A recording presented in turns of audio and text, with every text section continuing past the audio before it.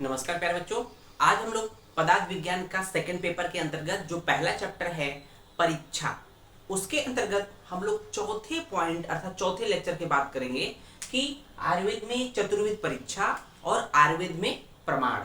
तो आयुर्वेद में प्रमाण और साथ ही साथ आयुर्वेद में चतुर्विध परीक्षा, जिसको हम लोग क्या बोलते हैं, 4 प्रकार की परीक्षण विधि।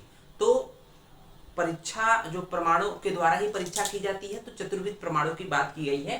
तो यहाँ पर है चतुर्विध परीक्षा या चतुर्विध परीक्षण विधि, है ना। एग्जामिनेशन करने के 4 विधियां कौन कौन सी होती है, 4 types of method of examination in Ayurveda. तो आइए बात कर लेते हैं आयुर्वेद में चतुर्विध परीक्षा के बारे में। तो यहाँ देखेंगे आचार्य चरक ने सूत्र स्थान के 11वें चैप्टर में क्या लिखा है, द्विविधम एव खलु, द्विविधम एव खलु सर्व सत असत तस्य चतुर्विध परीक्षा। मतलब जो भी संसार में द्रव्य है सत्य असत्य के रूप में, और उनकी परीक्षा 4 प्रकार से की जाती है, आप्तोपदेश, प्रत्यक्ष, अनुमान, युक्ति, युक्ति। तो ये कुछ 4 प्रकार की विधियां बताएंगे, परीक्षण की विधियां बताएंगे। इसको हम लोग समझ लेते हैं कि अर्थात संसार के समस्त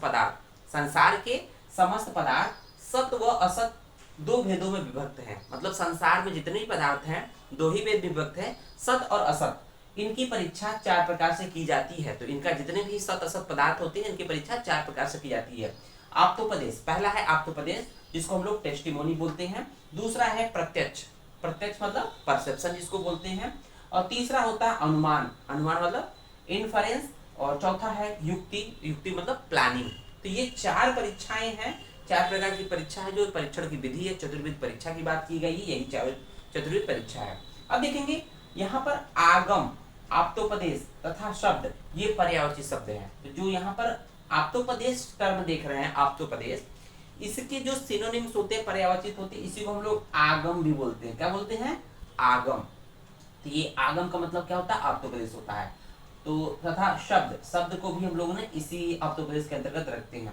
साथ ही साथ देखेंगे चक्रपाणी ने क्या बोला है, चक्रपाणी ने बोला है कि जिसके द्वारा वस्तुओं के स्वरूप का निर्धारण किया जाता है, जिसके द्वारा वस्तुओं के स्वरूप का निर्धारण किया जाता है, उसे परीक्षा या प्रमाण कहा जाता है। तो ये तो छोटी सी बात थी कि आयुर्वेद में चतुर्विध परीक्षा या परीक्षण विधि कौन कौन सी होती है, इसके बारे में बात किया था। अब आइए बात कर लेते हैं कि आयुर्वेद में कौन कौन से प्रमाण माने गए हैं। तो आयुर्वेद में मुख्यतः बात करते हैं तो हम लोग चरक की बात करेंगे।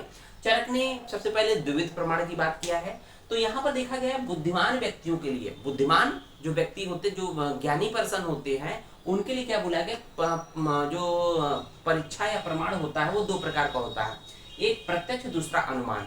एक प्रत्यक्ष पहला, दूसरा अनुमान होता है। तो ये ध्यान दीजिएगा, बुद्धिमान व्यक्तियों के लिए जब प्रश्न पूछे कि बुद्धिमान व्यक्तियों के लिए चरक ने कितने प्रमाण या परीक्षा की बात की है, तो मात्र 2 है ना, प्रत्यक्ष और अनुमान। और साथ ही साथ चरक ने त्रिविध प्रमाण की बात किया है, आप्तोपदेश, प्रत्यक्ष, अनुमान। आप्तोपदेश को हम लोग शब्द प्रमाण भी कहते हैं और आगम भी बोलते हैं। तो यहाँ पर देखेंगे ये 3 है। साथ ही साथ चतुर्विध प्रमाण की बात आचार्य चरक ने ही की थी, क्योंकि हम लोग चरक ही पढ़ रहे हैं।